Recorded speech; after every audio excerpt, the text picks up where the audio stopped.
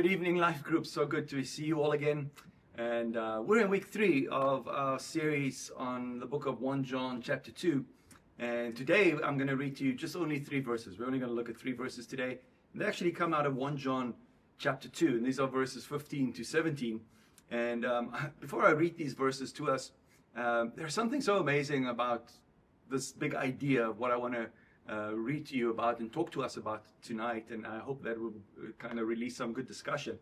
And it's this whole idea that the love of the world and the love of the Father are two opposite things, and they pull us in opposite directions.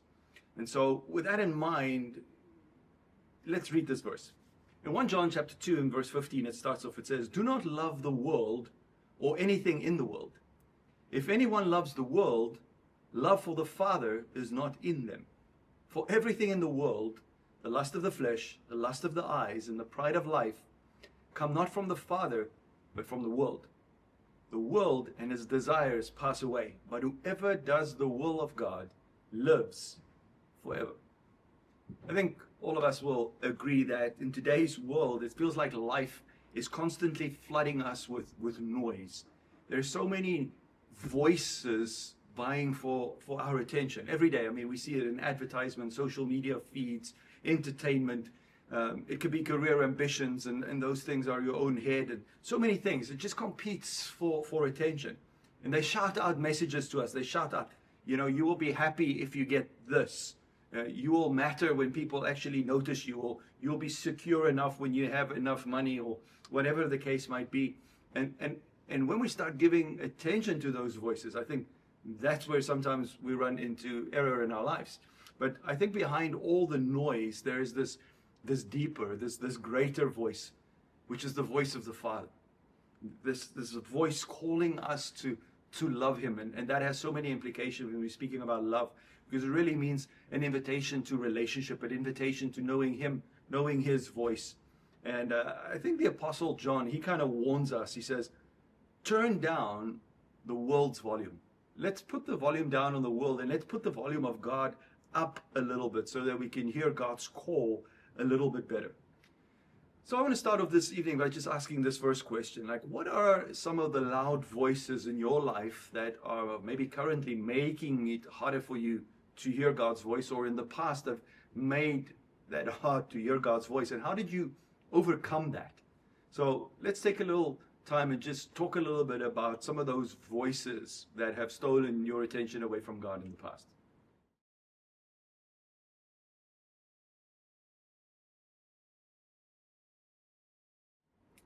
All right, so let me jump into this first verse here in verse 15. And he starts comparing this world to the love of God. And when John defines this word world literally refers to a system of values that's opposed to God. It's the opposite of God's kind of values. And there are some key truths in this for us. And, loving the world literally means setting your heart on temporary stuff, fragile things, kind of fading things. And the world dresses up all these values, and it feels like it's attractive, but it's only window dressing. There's no substance, there's no life there. And it promises all those things to us too, right? Promises happiness, promises satisfaction, significance. But you will agree that I think most of these promises are always empty. Because you will know, if you followed these before, it's only going to lead down a hole where the world's love is actually just counterfeit, appearing real, but kind of lacking true worth.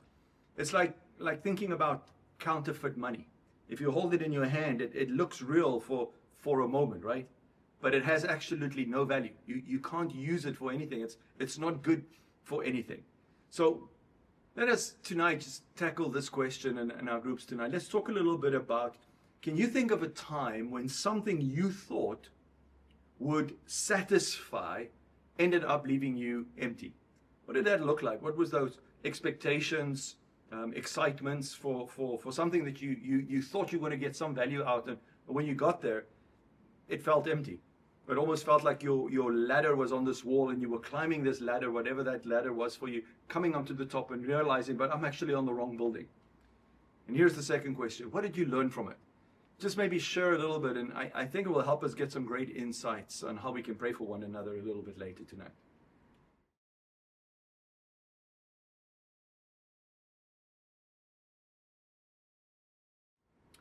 John goes on here in verse 16, and he talks about three false loves. He talks about the lust of the flesh, the lust of the eyes, and the pride of life. When he speaks about the lust of the flesh, he's talking about these cravings for physical pleasure or self-indulgence. It's self-seeking. You would agree, I think most of the people that we work with, hang out with, there's some sense of the reason I'm doing this is because it's for me. There's some self-indulgence. It's going to satisfy my flesh. And then secondly, he speaks about the lust of the eyes, that kind of craving for possessions, for beauty or wealth. That means I don't have it yet, but I would like it. And so there's this ambition built in, and the world tries and creates this counterfeit, this fake ambition that the lust of the eyes is going to give that to you. And then thirdly, he speaks about this, the pride of life. This is about craving for recognition, for applause, for personal glory, for being seen, for being right, for being heard. At least, I'm heard, I'm seen in this kind of narrative. But there's kind of this biblical connection to those three things that John mentioned. Because I don't think that John was just randomly throwing out things as he was writing this letter. I think he was very meticulous in why he mentioned this. Because if we go back into the Garden of Eden and how the serpent tempted Eve, you will see that actually that was his tactic. That is how he's always done things. He used those exact same things, the lust of the eyes, the lust of the flesh, and the pride of life, to tempt Eve. He went to Eve and he says, look here, this fruit is actually good for food. It will nourish you. He's speaking about the lust of the flesh. And then he says, and she looked at it, and the Bible says it was pleasing to her eyes, the lust of the eyes. It looked good. I don't know what it promises, but it looks good from the outside. And then she also spoke about this pride of life, and she was also desiring wisdom. She was like, well, I don't have this wisdom. Maybe if I have this wisdom, I can be like God. Or maybe if I have this wisdom, I'll be better than Adam. We don't know. But all of a sudden, this pride came into our heart of being recognized, of being kind of seen. Also, Jesus faced those same three temptations. When Jesus was in the desert and in the wilderness after being baptized, he went through the exact same things. Those were the three temptations the devil tempted him with. I like how later Paul actually grabs hold of this idea, and he says, we are not unaware of the devil's schemes. And it feels like the devil has a pattern. And this pattern seems to be working, because it's been working since Adam and Eve. It's still working today. The lust of the eyes, the lust of the flesh, the pride of life.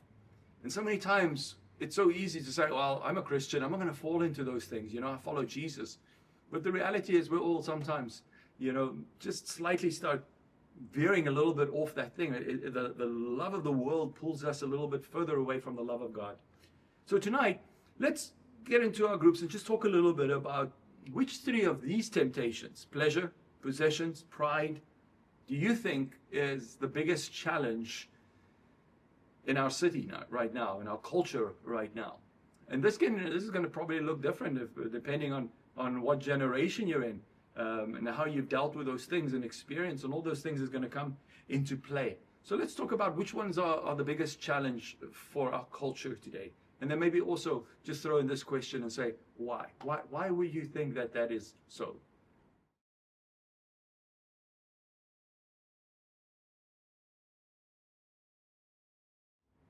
Lastly, we get to this third verse, here in verse 17, about where he's talking about that this world is passing away, but kind of God's will is what's going to endure.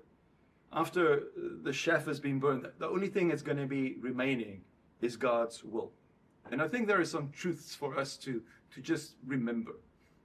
Something that John kind of reminds us about in this verse. And he's kind of making these kind of comments that everything the world offers, number one, is temporary. Trends, values, rewards, it fades. We always talk about, this shirt is in fashion, and now all of a sudden it's not in fashion. And 20 years later, it's back in fashion. Oh, I should have kept that shirt from 20 years ago. It would have been back in fashion right now. Why? Because all those things are temporary. They have ebbs and flows and seasons, but they don't bring real lasting satisfaction. It also speaks about wealth. Wealth can vanish.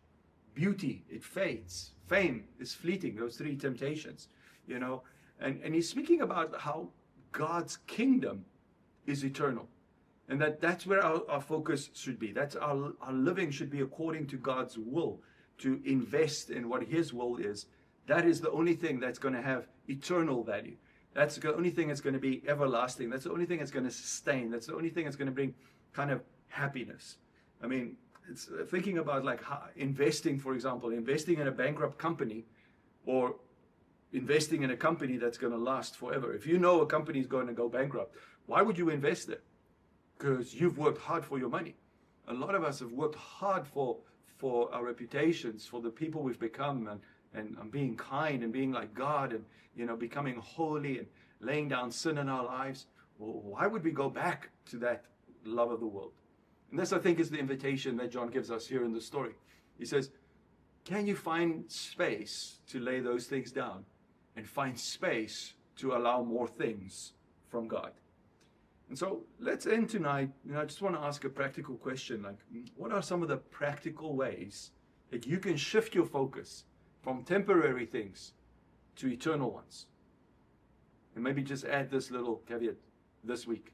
How can we do it just this week? As we journey through John, I think the challenges that John throws at us becomes more and more. So how do we deal with this week? How do I take my eyes off things of the world, recognizing them for what they are? Recognizing that there might be patterns, there might be schemes that's going on. And how do we close that chapter and open this chapter to say, I want to be closer to God? So let's get into our groups. Let's discuss some of the practical ways we can shift this. And let's pray for one another tonight so that God would give us the courage and the love of God, that overwhelming love of God, that he will draw us closer into him tonight. God bless you.